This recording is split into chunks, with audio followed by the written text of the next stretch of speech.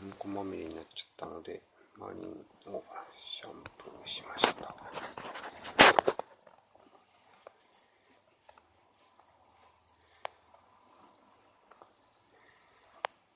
いつもうんこまみれになっちゃうんだよね、マリン。ね、外でトイレできるようになるといいんだけどね。シート置いといてもケージの中だとうんこまみれになっちゃうからね。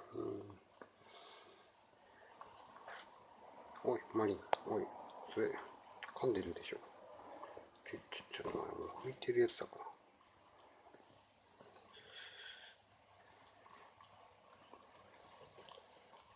はい、お風呂上がりのマリンでした。